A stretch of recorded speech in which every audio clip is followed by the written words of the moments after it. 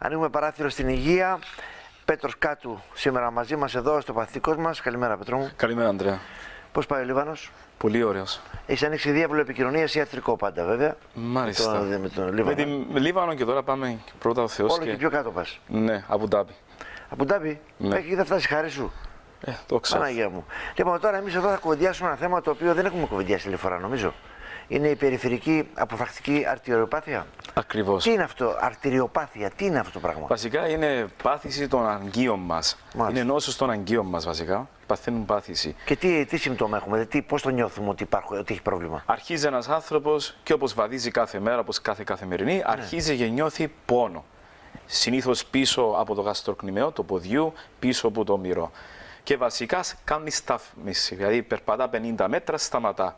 Αρχίζει η ροή του αίματος και κυκλοφορά πάλι και ξαναπερπατά, πάλι πονάει. Δηλαδή ουσιαστικά κλείνουν οι αρτηρίες. Κλείνουν οι αρτηρίες βασικά, γίνονται βασικά αθροματικές πλάκες μέσα. Μάλιστα. Και κάνει αρτηριοσκλήρωση μέσα, το ενδοθήλιο, το τείχομα των αγκίων. Βασικά είναι πολύ απλό. Έχουμε τα αγκία μας από την καρδία μας προς τα κάτω. Αυτά ονομάζονται αρτηρίες. Μετά οι αρτηρίες επικοινωνούν με τις τρεχοειδές, αγκία και μετά τις φλέβες. Και έρχεται ξανά πίσω προς τον πνεύμονα. Το τι γίνεται με αυτό το σύστημα με τα χρόνια. Να, το βλέπουμε εδώ. Μπράβο, βλέπουμε έναν κύριο εδώ που αρχίζει και περπατά και βασικά γίνεται μια στένωση. Με τα χρόνια βασικά, όπως βλέπουμε εδώ και τον πίνακα, από 50 χρόνια και πάνω, 10% πάσχουν από αυτή την νόσο. Την περιφερειακή αποφρακτική αρτηριοπάθεια. Είναι και θέμα ηλικίας, αλλά είναι θέμα και τρόπος ζωής.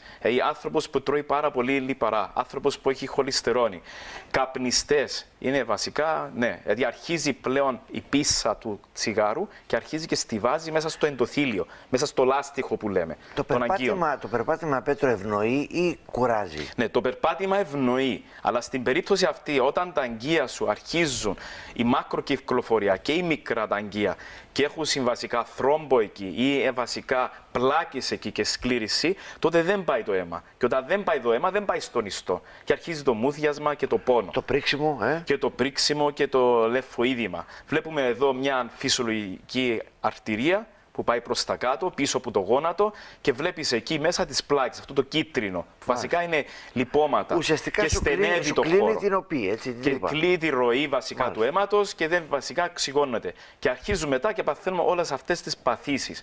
Π.χ. τα λεγόμενα κάγκρενα, έλκος στα πόδια μας, πόνους και όλα τα λοιπά. Άνθρωποι που πάσχουν από περιφερειακή αρτηριακή νόσος, επίσης θα δεις ότι και ένα μεγάλο ποσοστό πάσχει από και νόσος της καρδίας, των αγκίων, της στεφαναίας αγκία. Γιατί όπως στιβάζει και στα άκρα, στιβάζει και γύρω από την καρδία. Είναι θέμα βάρους. Κοίταξε, το λίπος και το βάρος, ναι, παίζει ρόλο. Σίγουρα παίζει ρόλο και στη βαρύτητα. Τι κάνεις? Φορτώνεις περισσότερο βάρος στα πόδια. Και το βάρος, αλλά εδώ είναι καθαρά με τα λάστιχα μας, την κυκλοφορία μας, τα αγκία μας. Γιατί αν βγάλω όλα τα αγκία μέσα μου αυτή τη στιγμή και τις φλέβες και τα βάλω σε ένα γήπεδο του ποδοσφαίρου, τόσο είναι ο χώρος που καλύφθηκε. Ναι. Περίπου 100 τετραγωνικά. Ναι, ακριβώς. Όταν βγάλω όλα τα αγκία μου και τετραγωνικές και τα απλώσω, ναι. Όταν έχεις αυτό, πάει στον ειδικό. Αν μείνουμε σε αυτό το slide, ο ειδικός που πάμε είναι ο λεγόμενος αγκιολόγος. Θα σε δει ο αγκιολόγος, θα κάνει διερεύνηση, θα αποκλείσει αν είναι βασικά η πάθηση από το σπόντιλο κάτω, που αυτή ονομάζεται νευρική βασικά αποφρακτική πάθεια, και θα σου πει ότι όντως έχουμε πρόβλημα με τα αγκία μας.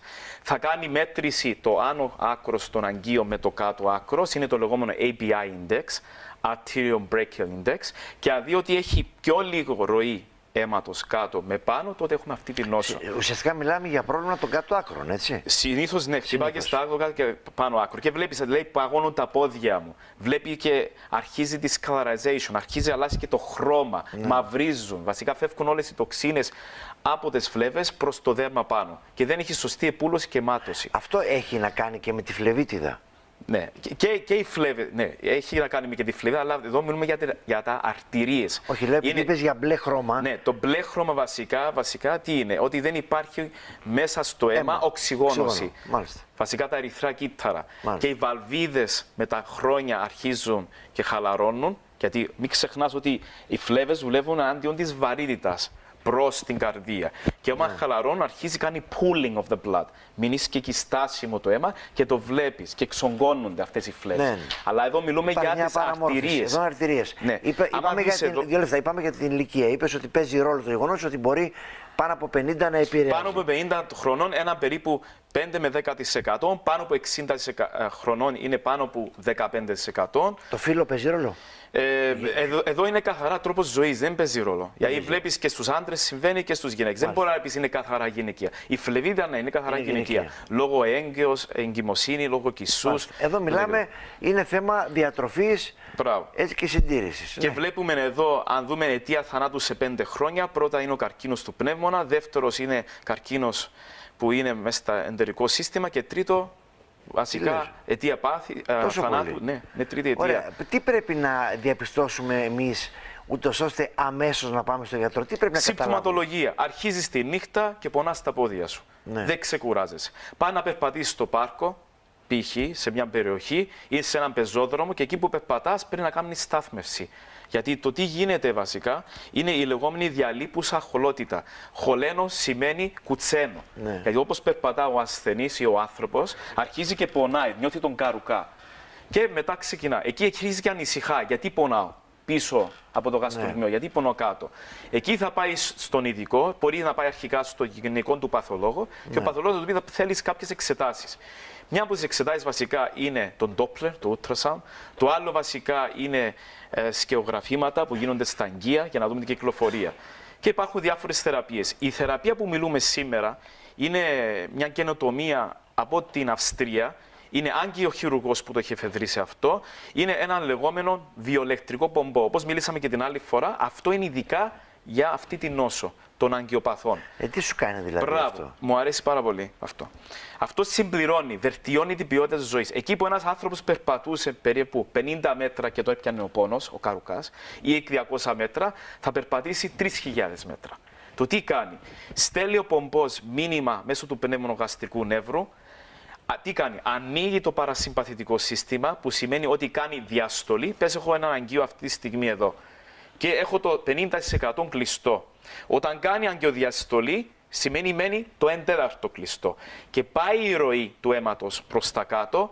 Τι κάνει? Πάει η κυκλοφορία στον ιστόν και βασικά στο μείον και βασικά δεν πονάει.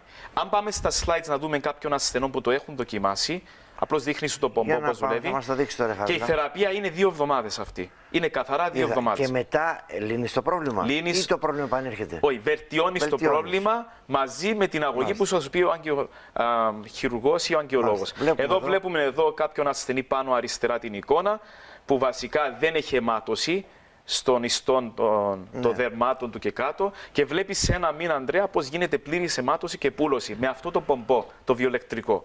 Αν προχωρήσουμε πιο κάτω, βλέπουμε εδώ έναν κύριο που βασικά δεν μπορεί να κλείσει πληγή, δεν έχει καλή κυκλοφορία. Αυτό θέλω να σε ρωτήσω, πώς κλείνει με την αποφρακτική αυτή, πώς κλείνει η πληγή? Βασικά στέλνει μήνυμα στον εγκέφαλο μέσω του πνευμονογαστρικό, γιατί μην ξεχνάς, το λάστιχο μέσα έχει αγγεία μέσα και μέσα στα αγγεία του, τα φυστάμενα, η αρτηρία, έχει και νευρώνες, βάσο-νευρών ονομάζεται. Και όταν αρχίζει και κάνει διαστολή, ανοίγει ο χώρος και πάει παραπάνω αιμάτωση στην περιοχή.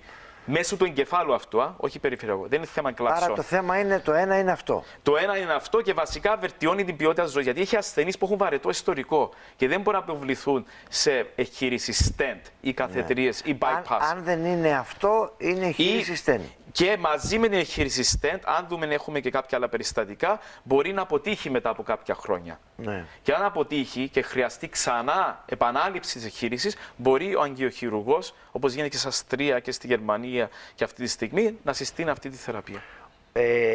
Η μεταξέλιξη ποια θα είναι? Δηλαδή, αν δεν αντιμετωπίσει σωστά το πρόβλημα αυτό και βλέπεις, ας πούμε, δημιουργείται πληγή.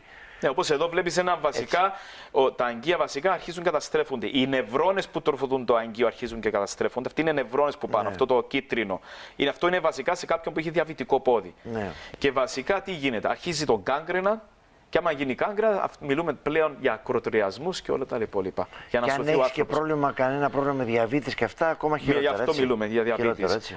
Να ξέρεις ότι αυτό το βιοελεκτρικό chip, το bioelectric chip, είναι πλέον καταχωρημένο. έχει πλέον μελέτες και βασικά είναι ένα πρόσθετο εργαλείο για να αυξήσει την ποιότητα της ζωής του ασθενής, να μπορεί να περπατά μεγαλύτερες αποστάσεις, να μην έχει τους πόνους και μην ξεχνάς, δεν έχει παρενέργειες όπως τα φάρμακα. Ναι. Δεν έχει τίποτε επιπλοκές. Και είπες για πόσο χρονικό διάστημα? Είναι βασικά 2 εβδομάδες η θεραπεία και μπορεί να ξαναγίνει η τοποθέτηση. Λοιπόν, ανάλογα με τις ανάγκες του ασθενή. Εδώ είσαι εσύ δίπλα μας για να μας ενημερώνεις. Γιατί ξέρεις, όσο πιο καλά ενημερωμένοι είμαστε, τόσο πιο αποτελεσματικοί γινόμαστε υπέρ βέβαια της υγείας μας. Έχει μια άλλο θέμα που θα ήθελα πάρα πολύ να το ενημερώσω, γιατί έχω μάθει από ασθενείς που δεν υπάρχει ακόμα στην Κύπρο αυτή η θεραπεία. Είναι για το primary tumor στον εγκέφαλο. Τι είναι αυτό? Είναι ο όγκος του εγκεφάλου, το glioblastoma. Και αυτή τη στιγμή είναι γλιοβλάστομα. Είναι όγκος στον εγκέφαλο και βασικά τώρα βάλουν ένα βασικά σαν πανί, έχει ένα transducer, ένα μπομπό και βασικά τι κάνει?